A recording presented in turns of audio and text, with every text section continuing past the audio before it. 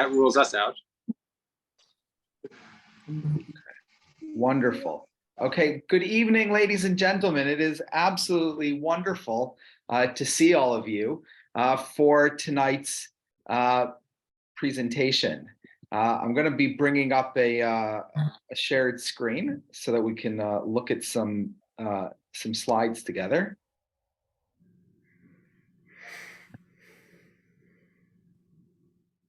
And I'll begin by saying how strange this feels to actually be doing a live class.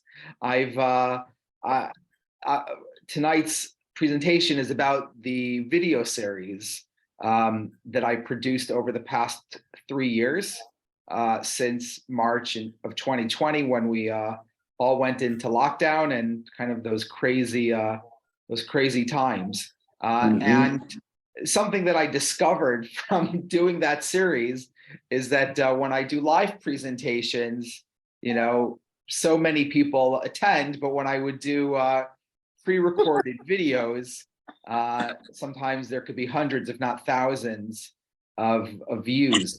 And so I've leaned into, shall we say, the pre-recorded style of teaching,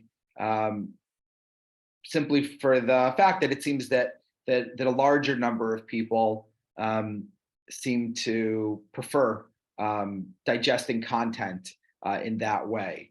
I would say from kind of a personal perspective, while it was a lot of fun putting them together, I obviously really enjoy the live interaction, and I hope we will have more opportunities to do that, whether that's through kind of this kind of medium or platform, or quite literally in person, whether that's teaching on Shabbat in the sermon slot, or getting back at some point, please God, to doing some in-person classes at the synagogue too.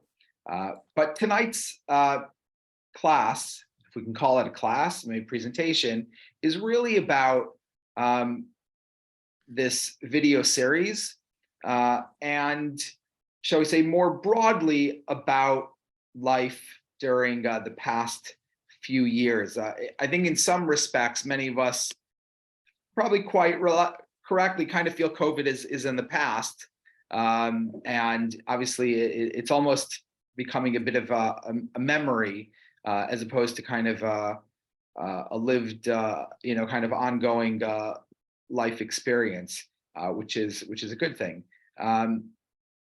So I'm not going to kind of be focusing on remember those days of lockdown and blah blah blah, because I think we're a bit beyond that. And the truth is, this video series persisted beyond lockdowns.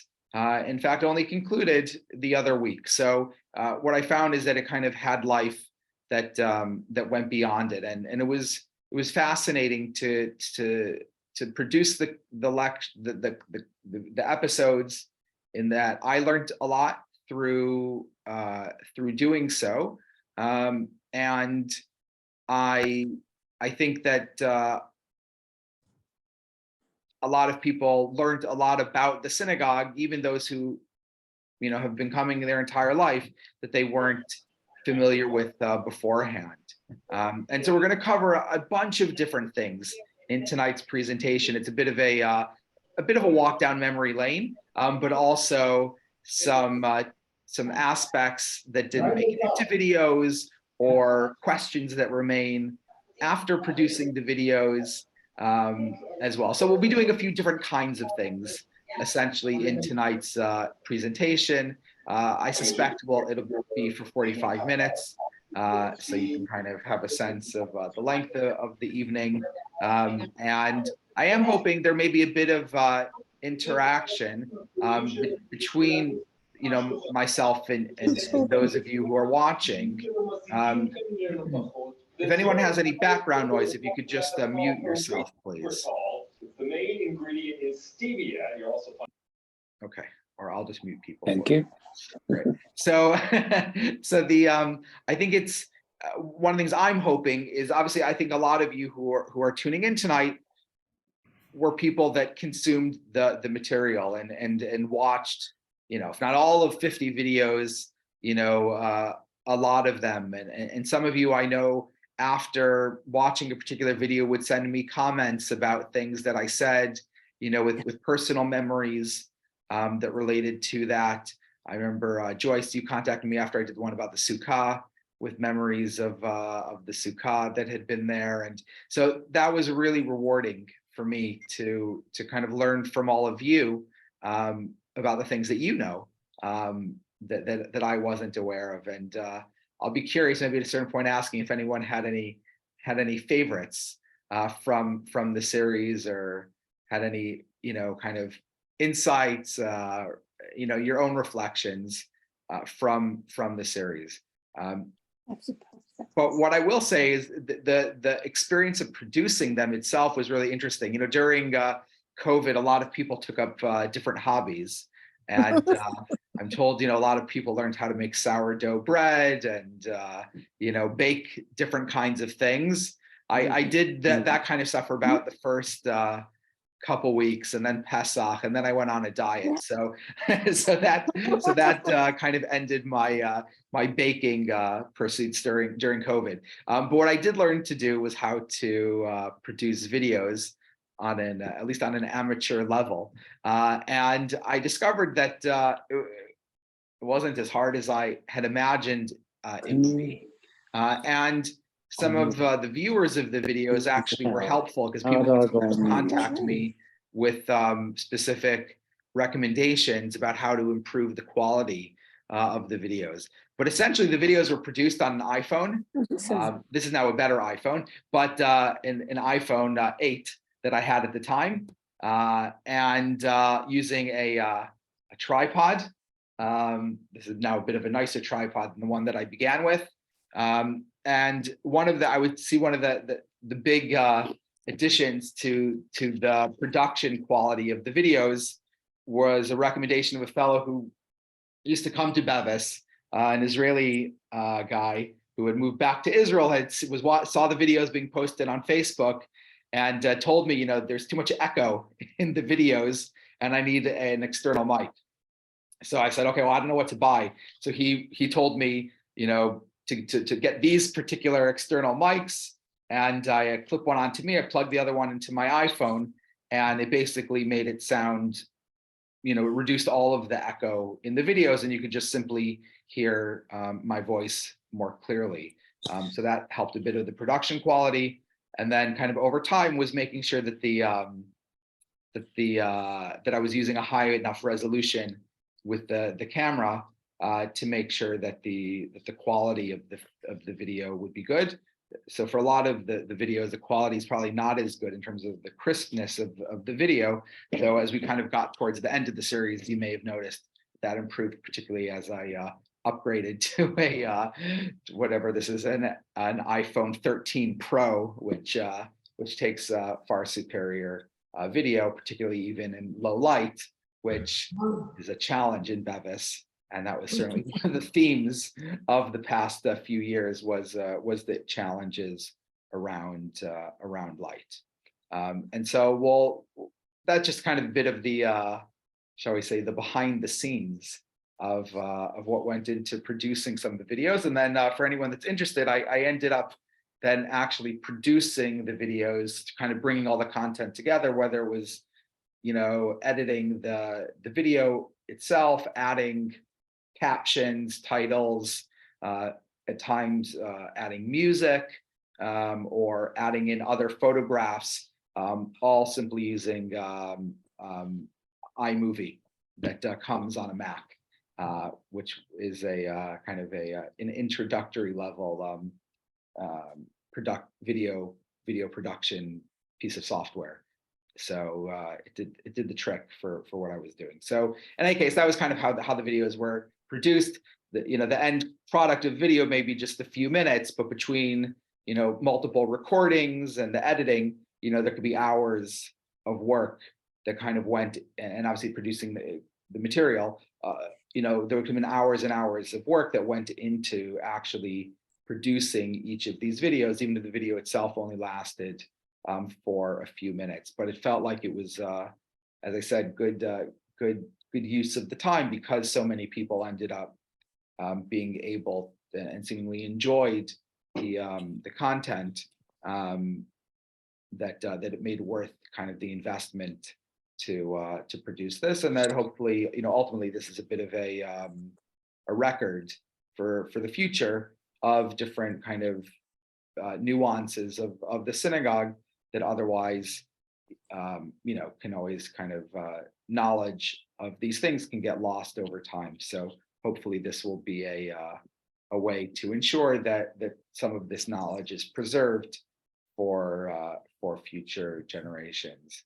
I'm going to get into the videos in a few minutes to kind of talk a little bit about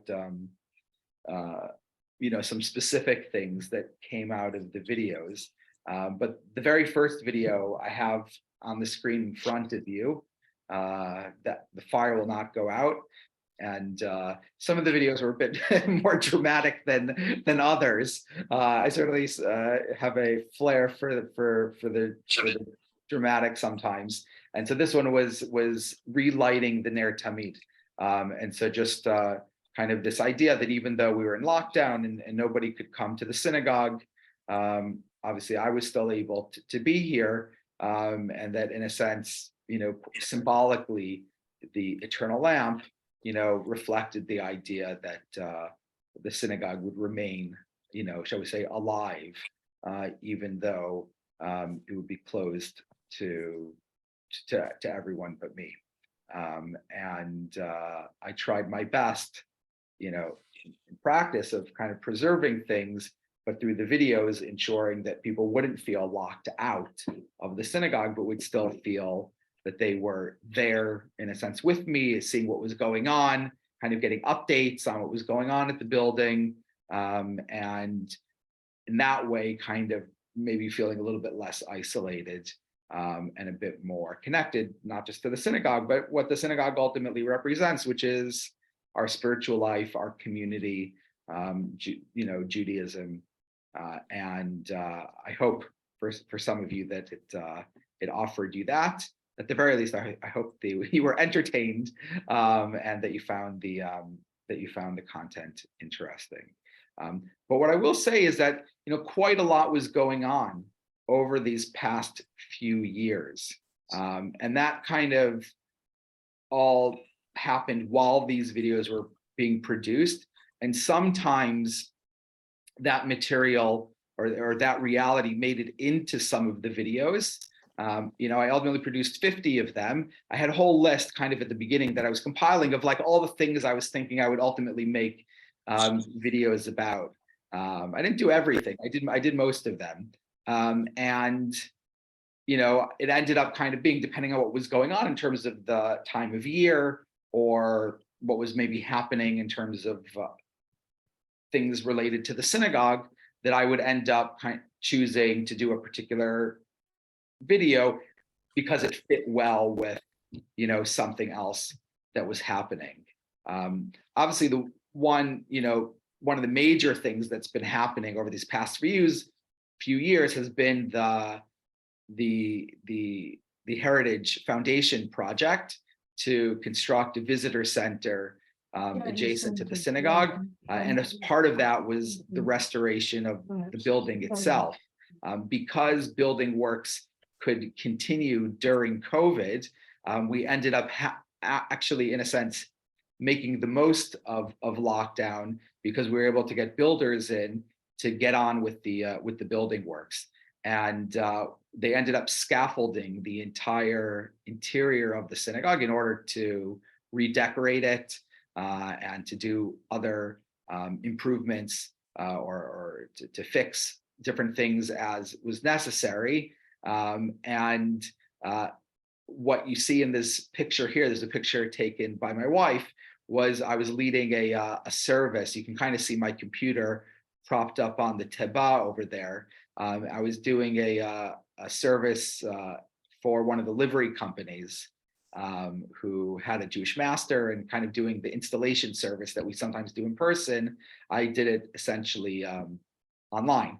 And so she was able to capture that picture of me in my canonicals amongst the scaffolding during lockdown, conducting a service anyway. And obviously that, I think reflected both kind of that continuity that we were able to preserve, whether despite either COVID or despite the restoration works that we were able to carry on. And in fact, the restoration works went on partly during lockdowns and partly when it wasn't lockdown. And when it wasn't lockdown and people were able to come to Bevis, we carried on with communal services too. We had them construct the scaffolding in such a way that the tidbah was always clear. And so we were able to still have minyan, even though the entire building was scaffolded. So for those of you that were able to make it during that time, it was memorable. I think at first it was kind of fun, and after a little while, I think we all were excited when the scaffolding came down and we kind of felt a bit more at home. But obviously, that really, I think, exemplified the spirit of Bevis Marks. This idea, not only that the light shall never go out, but that idea that quite literally we've maintained continuity of services throughout the 320 years plus history of Bevis Marks, something that's incredibly important, and we were able to do that no matter whether it was COVID, restoration works. It didn't matter. We simply carried on as necessary, and so that was certainly an important context for a lot of what was happening with the video series. Because in fact, as we'll see in some of the things we'll talk about, and certainly you saw this from some of the videos, some of the things I ended up talking about in the videos were as a result of the building works, perhaps discoveries that were made or certain kinds of access that were made possible because of the works. There were certain things that didn't make it. I remember climbing on the roof of the synagogue because the whole exterior was scaffolded, so it was safe to kind of walk up there. It just was quite an amazing experience. So that was one major thing, obviously, that's been happening over these past 3 years. The other significant thing that, of course, was going on was our quite public fight to protect the synagogue. The image on the right is the second page of the New York Times that where they ran a full spread on our battle to protect the synagogue from neighboring overdevelopment. And that image on the left was something that I think the developers actually produced, but we ended up using the image as a way to demonstrate how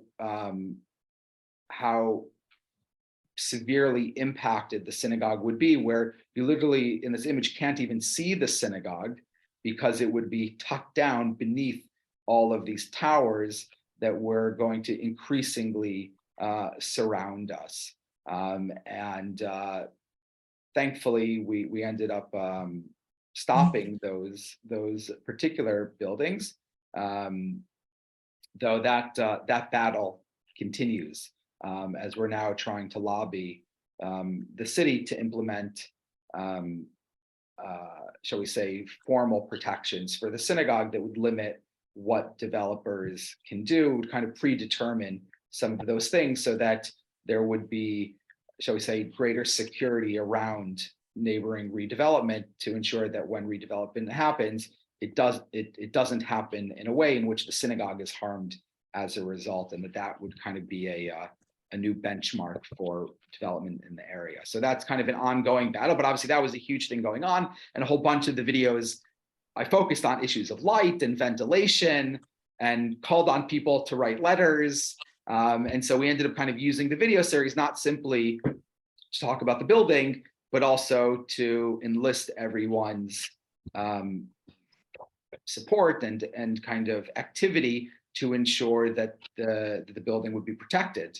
And this ended up being a bit of a way to communicate with people as well, not just simply kind of educate everyone about interesting things about the synagogue, but really to kind of enlist everyone's involvement And amazingly, you did. I mean, thousands and thousands of people ended up participating in that campaign, and it made a huge difference.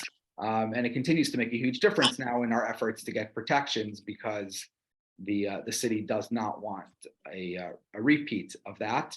I think perhaps not as much as we don't want a repeat of that, but all the same, they don't want to see that happen again either. So all of those efforts are really good, and these video series, I think, helped a lot, because it was a quite visual way to really demonstrate and to speak, shall we say, directly with all of you, so that everyone could really understand exactly what was at stake and exactly why it was such a significant issue. And I think it was helpful in really ensuring that everyone really understood that we weren't just, getting upset for the sake of getting upset, but that there was, the very future of the synagogue was at stake. So that was an important backdrop to everything that was happening too with the video series. And then the last one is a bit more personal. It was, getting married, starting a family, having a child. And that obviously was a whole other element. I had my wedding at Bevis with 30 people, because that's what the regulations allowed at the time, without any family present. The show must go on, as they say. It ended up being beautiful anyway. But that obviously was an important kind of theme running in the background too. When the first lockdown happened, my wife wasn't even in the country, so I ended up, we weren't married yet, so those first few months were quite isolating. And then it was nice to finally get married and go through lockdown with somebody, which definitely made that a little bit easier. So obviously there's been a lot of kind of also happening in personal life that was going on. So it's interesting that the video series, kind of began almost with the site. I was almost producing multiple videos a week. I remember somebody saying to me, it was Howard, pace yourself, don't kind of get too ahead of yourself. And it ended up being 50 videos, took 3 years. So obviously during the series, there were sometimes gaps of months between videos, and then sometimes, they were coming out, on a weekly basis. So basically, depending on what else was going on with all of those other things that I've been talking about, and obviously Chagim and so forth, there ended up at times being gaps within the series. But I was determined to see the series through, and to have a sense of completion from the entire series. So what I'd like to do with you now is to focus on a few episodes within the series where there ended up being some remaining questions and lingering issues that kind of came out of those videos. And I'm going to be curious if anybody had any questions from the video series, or had any kind of insights perhaps that you had thought about during the series. I'm really keen to hear them, because I know a lot about the synagogue, not because I have deep history in it. I've read a lot about it, but simply because I'm here so much. I've just gotten to know the building so well. But no doubt, those of you that have history with the synagogue know it in a different kind of way that allows you another level of insight that obviously I simply can't have. So if any, definitely just be thinking in your mind about it, or even at a certain point maybe I'll ask if everyone just had any favorite video. It's interesting to kind of hear what spoke to different people. But what I will say, and I'll mention this, is the most watched video in the series was episode 22. London's historic Jewish district, which is fascinating because this one wasn't really about Bevis. It was about contextualizing Bevis, and it ended up being a walk around the neighborhood where I stopped in different locations and recorded some information. For almost the entire, I'll mention this, for almost the entire series, I didn't have anybody videoing me. So I basically had to set it all up, position myself, turn it on, go back, look at it, make sure that where I was appearing in the screen was where I wanted to be appearing, then go back, record again. In any case, it was a lot of kind of setup work. So in any case, so it's not like I had somebody walking around with me as I did this particular video. I basically had to move the camera around. And I think this was during one of the lockdowns. So the road's really quiet. So I think I even like put the tripod in the middle of the road. I think there was one point where the wind blew it over. Thankfully the camera didn't break. In any case, it was definitely a bit of interesting. People would walk by, see what I was doing. So in any case, so this one, I ended up walking around the area, talk about the historic, what I call London's historic Jewish district, kind of the streets around Bevis. And that ended up getting like 1,500 views. Which was definitely the most watched of all the videos.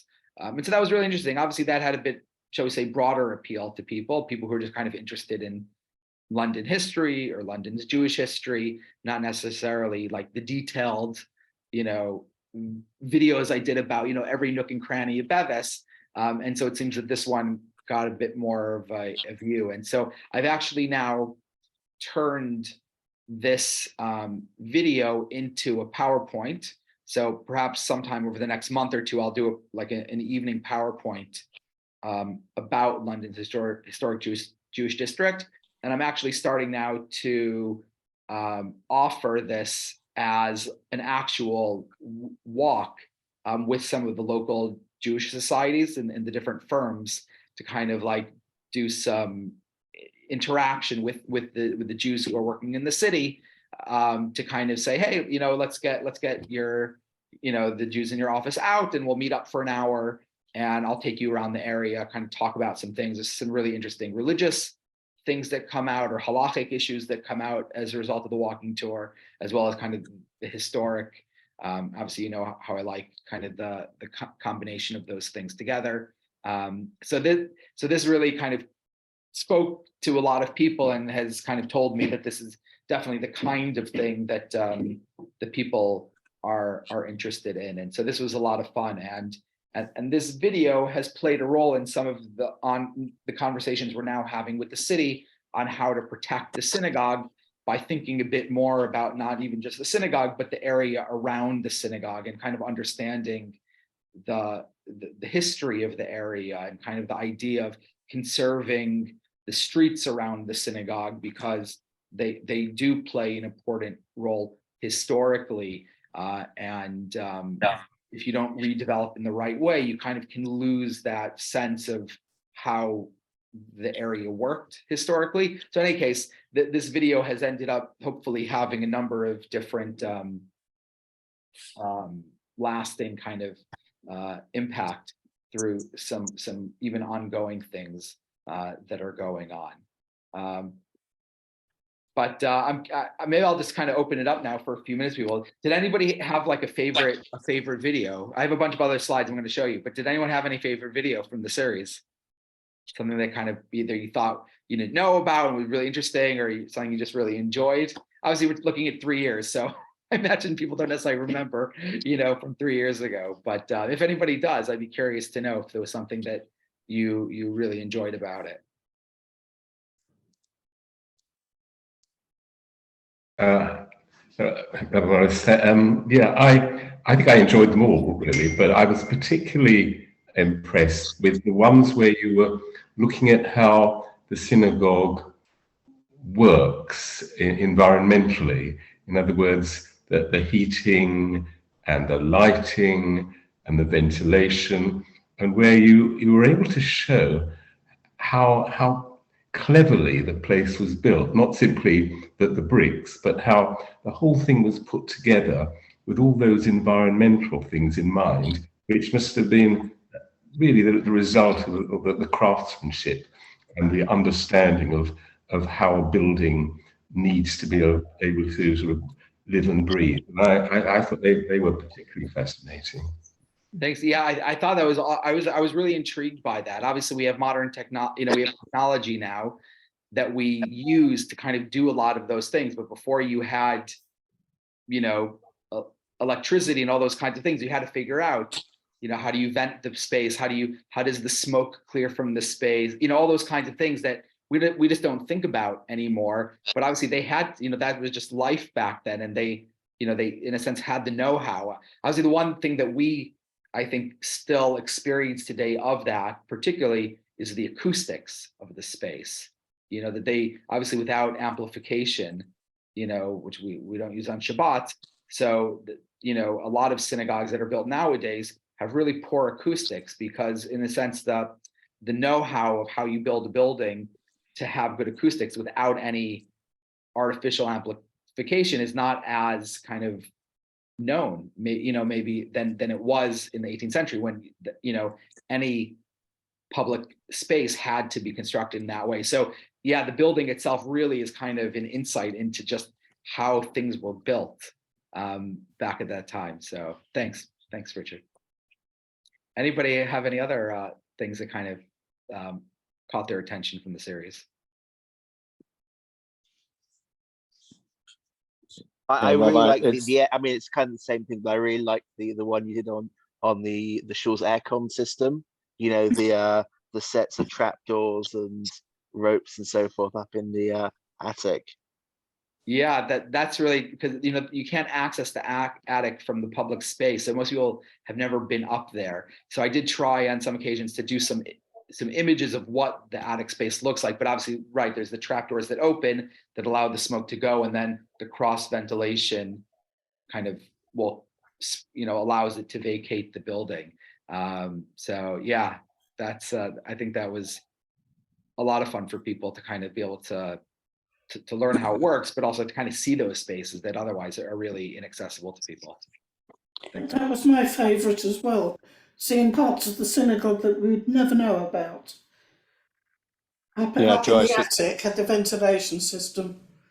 Joyce, I was going to say that also those, but also the clock, the one on the clock was, I was aware of sort of what was going on, but I had no idea. I'd walked past that clock so many times, had no idea kind of where the mechanism, how it worked, what was going on with it. So I think it's often the case. It's a bit like walking around London and you forget to look up. You can come to the synagogue so many times and yet not realize so many things about it. So I think there are a lot of the episodes that hit the mark on that point. Yes. Thanks, everyone. Any other? They were all fascinating. It was just great to see all of the different things that were going on with Bevis Marks. So there was sort of your series, there was a couple of other things, and it was like between yours, one which JW3 was doing at the beginning with people's things, and the London Jewish Museum with their object talk. It was stuff to look forward to and stuff. And yeah, fascinating. Also not part of this series, but also your one that you did around the High Holy Days about the different bits. With that was also a fascinating series and completely different. I'm going to talk more about that. Yeah, thanks, Sean. Yeah, thank you. Good. So obviously, at a certain point, I'll pause. If people have other comments, please go for it. But I'm going to kind of jump into a few specifics of the series now. So this, people just mentioned, obviously, the heating system. So this was fun. This video was taken. This was a crazy. So I wanted to do this video. So for those of you that know this tunnel, this tunnel runs down directly beneath the synagogue. Now, previously, I think I had some images in this video that it was used for storage, and it basically was back of house. You couldn't kind of get where it was behind a door, under a staircase. You'll see when the new building opens, this is all going to be public space now. We've excavated things out. There is no, in a sense, back of house in the same way that there used to be. We've been able to make the most of the space downstairs in a way that it wasn't before. But so this used to be the storage. So it was all cleared out. And I thought, okay, great, I've got to go do a video there. The problem is by the time I kind of got around to doing the video, there no longer was access down through the annex to get into the tunnel. The only way to get down to the tunnel was through the coal chute. Now, if you know the coal chute, it's off of Henning Lane, but coal chutes are really steep, because it was meant to just dump the coal down. So I ended up kind of like having to like get down. There was like this much space between me and the wall, that one of, you know, the site manager kind of went with me, and it kind of like slid my way down, and then was able to do this video. And I kind of had to like find pause because they were like jackhammering out other parts of the building by then. So it was quite a feat to get this video.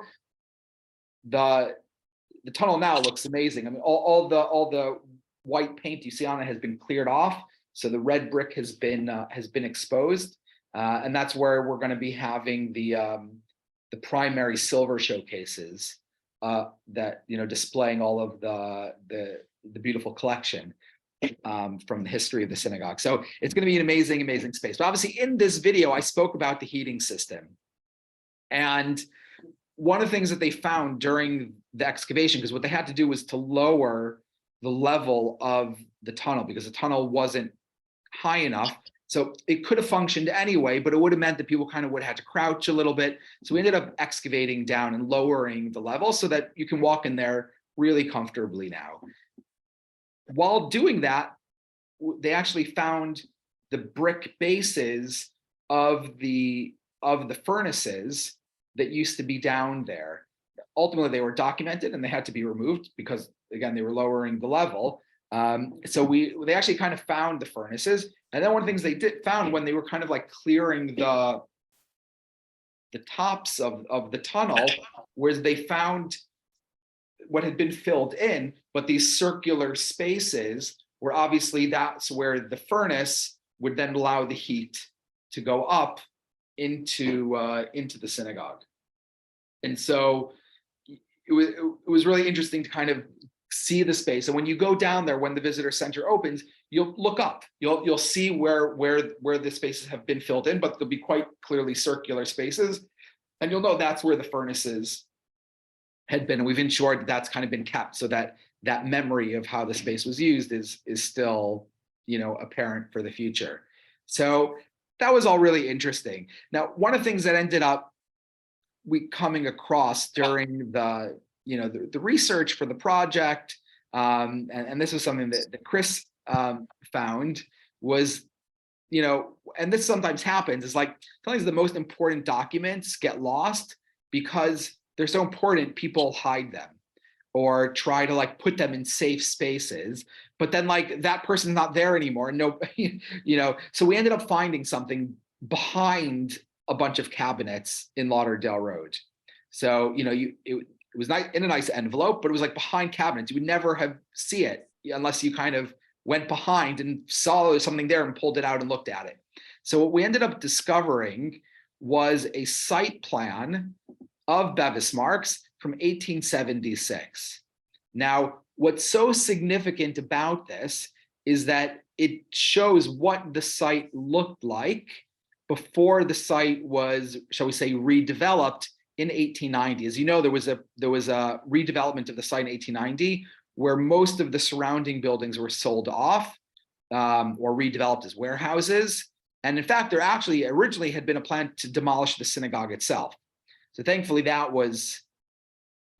did not happen. The synagogue was kept, but all these other buildings were destroyed. Now we don't have images of them. There's one picture we found from 1890 that shows a little bit of one of the buildings in a corner. It's basically showing the synagogue, but you can see some of the buildings on the side. But essentially, we have no idea what the schools looked like, what the other buildings look like. But we found the floor plan, so we actually know what buildings were there, in a sense, how large they were.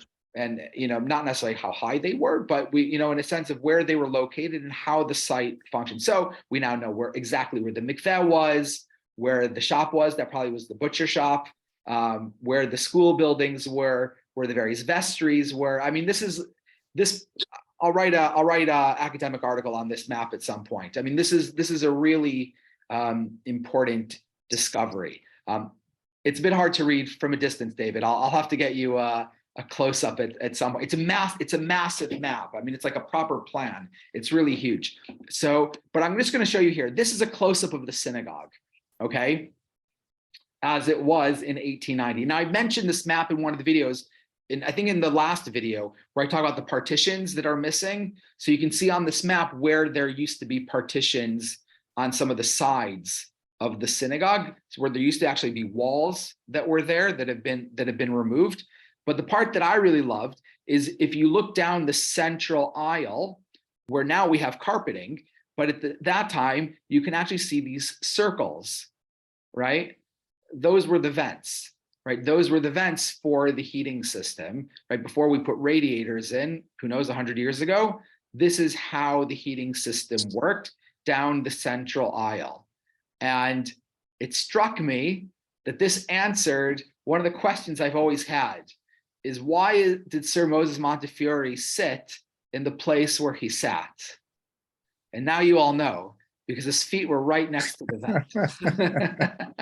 Which, fair enough. I mean, not only was he a big philanthropist, but he walked all the way from Park Lane. So I imagine by the time he got here, he was freezing. So he deserved to have his feet right over the ventilation that would have been there. So sometimes you think there's like perhaps deep religion. He wanted to be close to the Heichal, of course. I mean, I'm sure that's part of it.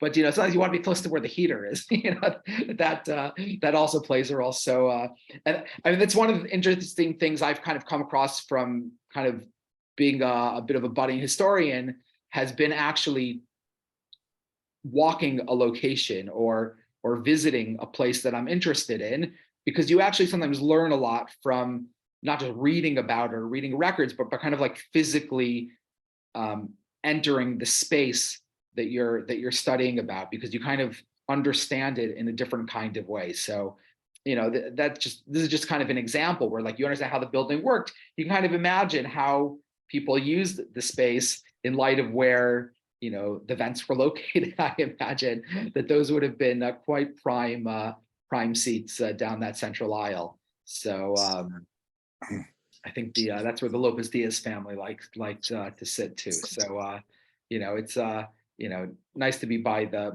warm vents. Any case, this was shall we say, one of the things I kind of came to understand after making the video on the heating system. But it was great to kind of see the heating system depicted on this particular map. Let's take a look at another video, because here there's some mysteries that remain. So luckily the candlesticks are no longer stolen. Thanks, David, for putting them back together for us. Right, they were stolen in the 1970s. Thankfully, they were retrieved, and they're back where they should be. But something I mentioned in this video was that there are initials at the foot of the candlesticks. And one of the questions that I had was, whose initials are they? They seem to be related to the Pereira family, but who exactly they were in the family is not entirely clear. After producing this video, somebody who was a bit of a community historian, who used to be part of the community, now lives in Israel, contacted me to look into Gaster, where he references in his history 1901 the candle. That was me, Rabbi Morris. Ah, okay, great. Perfect. You're here then. Great. Okay. Yes. Okay. So which I did, which was very helpful. But he doesn't fully answer the question. It probably means, in a sense, going to the archives in Amsterdam to kind of look there. So it could be that these were, we talk about the chandelier as a gift from Amsterdam. We know there was a very wealthy Pereira family here in London. I always assumed it was him, but it could be maybe it was a relative of his or something like that, who were still living in Amsterdam at the time. So there still requires a bit more, shall we say, research to figure out exactly who these people were.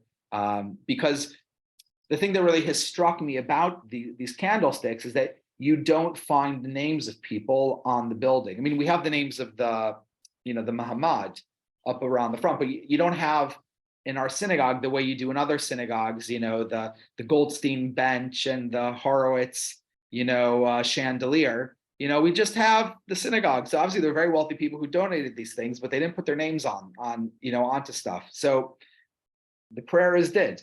So, so I was always like kind of really curious about, exactly who are they and, what's the story behind them. So a bit more research still needs to be done. I also mentioned in this that there's some paintings that went missing a number of years ago that are still to be retrieved. So there are some stolen things that still need to be rediscovered. Hopefully over time these things do surface and everything will be restored. The one other video I'm going to mention was this video I did on Tisha B'Av. So I mentioned that obviously we cloak everything in black. Everyone knows kind of the hechal that we cloak in black and we do the low candles. But we also, if there's a box where we keep all things for Tisha B'Av, and in there I found additional things. And they seem to relate to the teba, to actually covering the teba in black too, including these 4 little kind of like sock looking things. And basically one of the questions I had was exactly how are they supposed to be used?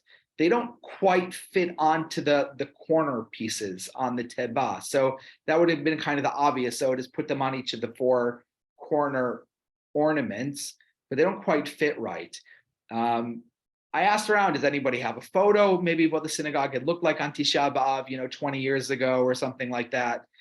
It still hasn't turned up. And so it's a bit of a question to me, and I feel bad because I'd like to kind of ensure the synagogue is always dressed appropriately for Tisha B'Av, the way that it's been for centuries.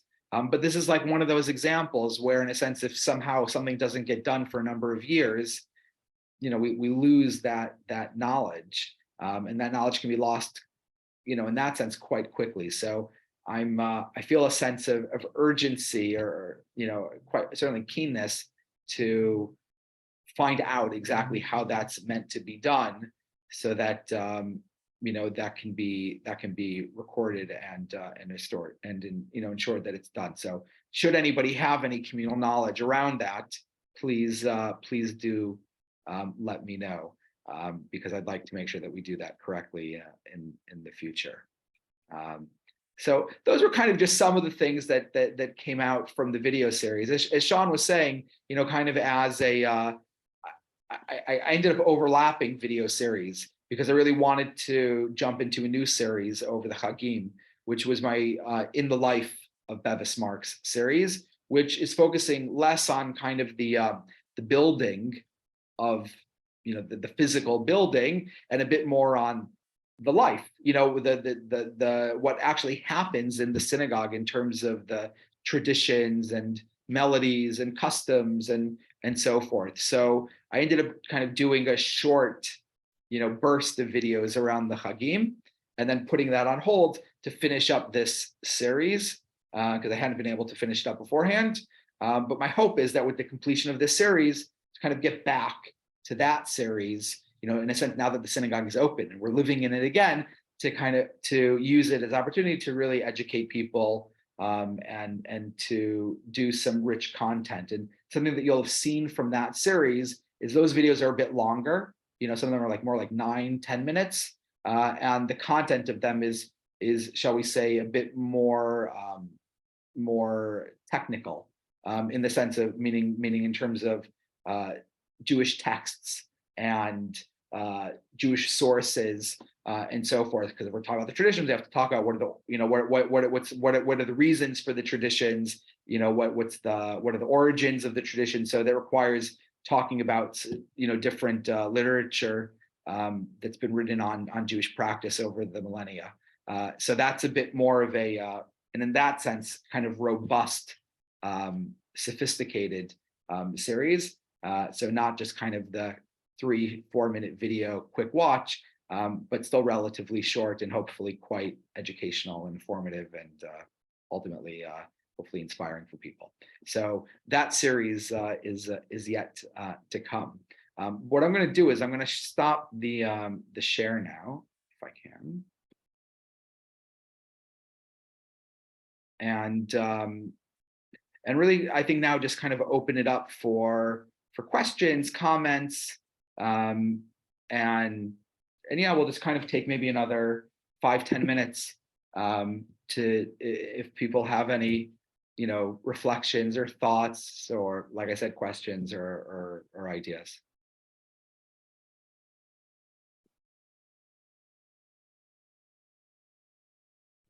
Rabbi, the cloth, what was the material used to cover on Tisha B'Av on the teba? It's really just like a felt kind of, or just, like a simple black material. Okay. It's not leather or anything like that. No. It's definitely like a cloth type of fabric. Thank you. You're welcome. I have a kind of idiot question. All the stuff that was in the tunnels and was in storage, what happened to that? Like, did we just get rid of it? Is some of it coming back? Have we dug out magically more storage? Have we found an unused tube station? So some new storage obviously has been built, in terms of the new space. We did a big clear out as part of this. So some things were disposed of. There were some things that weren't disposed of that were moved to storage at Lauderdale Road. Some things were things that we ultimately discarded. Some things we discovered were actually part of the fabric of the building. So I think I mentioned one of the videos, these pieces of wood that we're going to restore. So some of that was discovered in the tunnel. Some things are still in storage. If you ever go up into the ladies gallery in the back cupboards, you'll notice that there's some stuff that's in there. So at some point over the next few months, we'll have to pull that stuff back out and, shall we say, review it again and make a final decision. Is it something we really do want to keep, or, now 2 years later, do we part ways with it? So yeah, we'll have to see, because we used to keep large amounts of pickles and olives in the tunnel. We may now have to have more regular deliveries of food, because we may not have the ability to withstand an apocalypse with mass storage of pickles in the tunnel anymore. So we'll have to navigate that.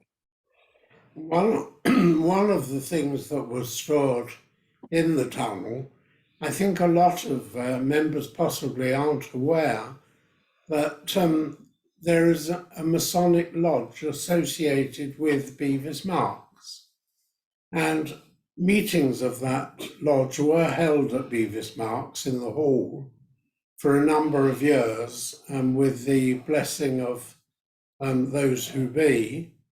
And when it first started, it was agreed that we would be able to use the hall, my words, ad infinitum. Unfortunately, when all of this occurred, we had to move the furniture of the lodge, which is quite extensive, out of the tunnel, and it is now possibly unlikely that there will be no suitable room for us to use. But we're keeping our fingers crossed and hope that when time permits, we will be able to get back. Then there may be a problem for us of storing the furniture, which consists basically of 3 large chairs, 3 very small tables, and quite a large carpet. Are we allowed to know that there are 3 large chairs used in Masonic ritual? I don't know. And that's it, basically.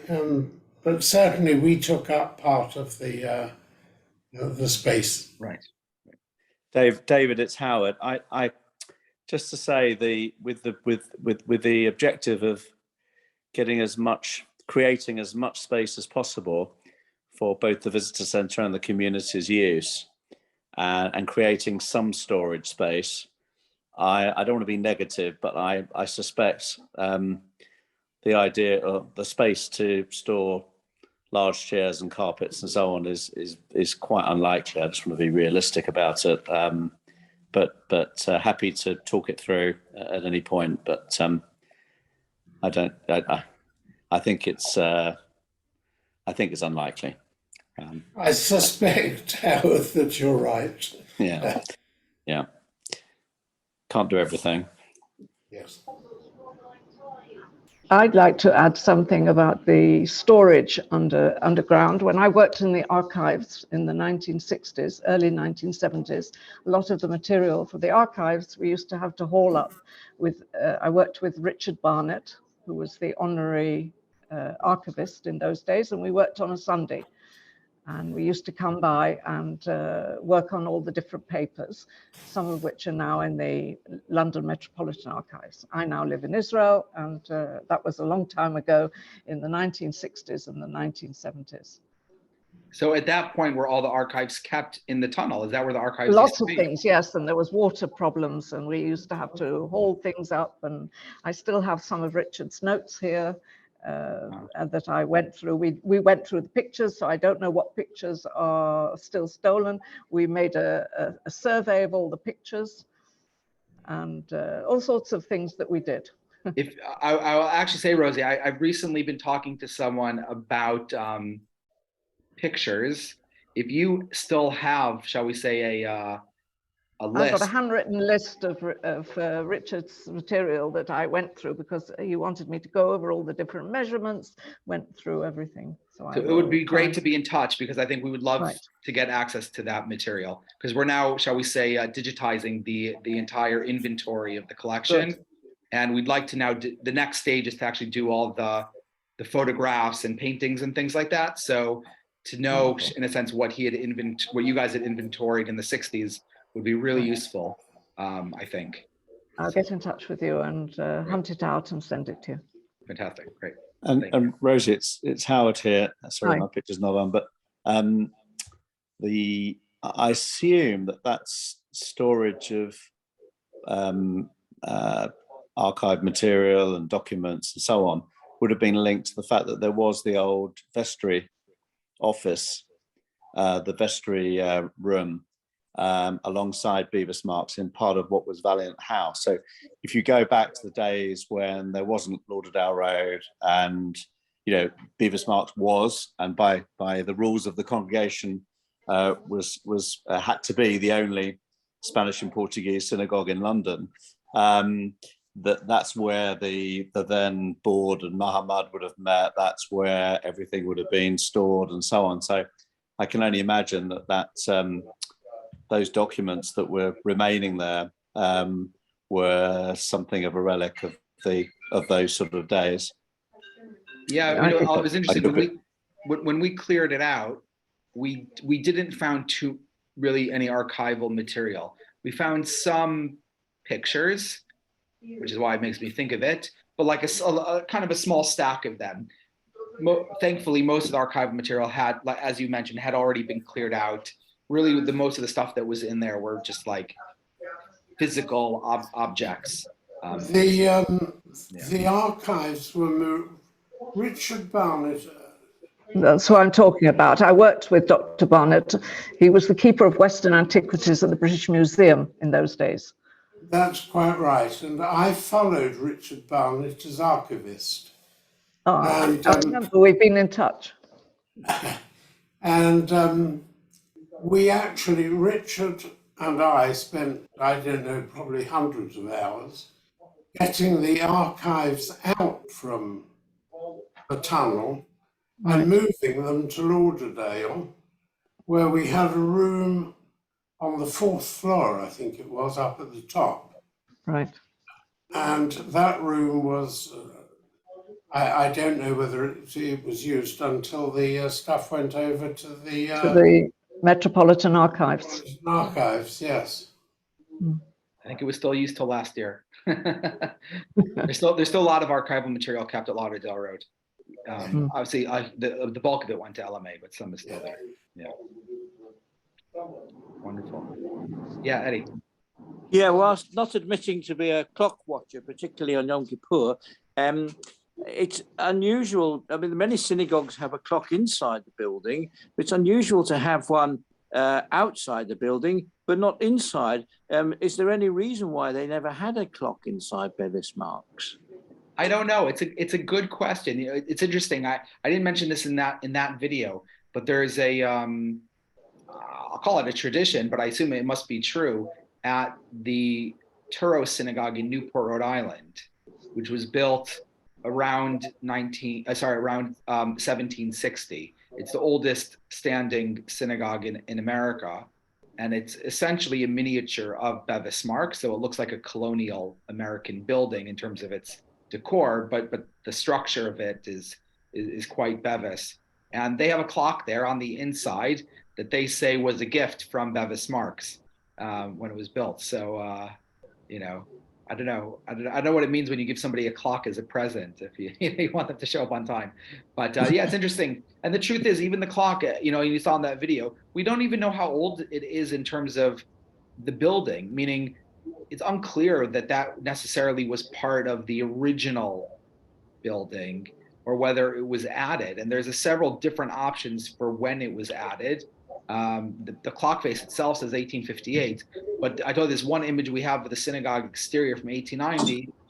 At least the artist didn't depict it on that drawing.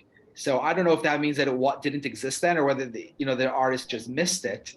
The truth is, I think there's still some mysteries around the clocks. So actually, I just realised the answer. The answer is that Bevis Marks, time stands still. That's right. Sorry, was that your whole point? Sorry. No, it's just strange that to me that you look around the synagogue and you expect to see a clock and there isn't one. Yeah. I can talk as long as I want in my sermon. No one will. That's right. Fantastic. I'll ask a quick question. Yeah. This is a very unique historical record of COVID and the period of lockdown. Going back to the original Jews in the country at the time of the Great Plague, are there any records at all of their experiences during the plague? Yes, I actually talk about it in that very first video. Oh, right. So famously, the Chacham of the community fled. Chacham Sasportas. I remember, yeah. He fled at the beginning of the plague. So I didn't leave. I'm not the Chacham though, so that's okay. But so there's some, obviously that was the very, very, very beginning of the community. So there are references in our records, but it's not, we'd only been here for a couple of years by then. Yeah. Very good. Anybody have any other final thoughts before we? Well, I think what I will say is it was a pleasure making the videos. I'm really pleased that you were able to watch at least some of them, and hopefully learned something and enjoyed them, and all the good things that come out of watching them and feeling connected to the community. Whether those of you who are in London and kind of Bevis is your regular haunt, or those of you who live across the globe but perhaps have history in the community. It was a wonderful way to feel connected, not for all of you just to feel connected in a sense to us, but a way for me to feel connected to all of you too. And I really enjoyed when people would send me comments and feedback and insights. It really felt like there was kind of an ongoing relationship, which I really enjoyed. So I hope that will simply continue into the future. And that we'll have many more opportunities to learn with each other, whether through pre-recorded things like this, or ultimately for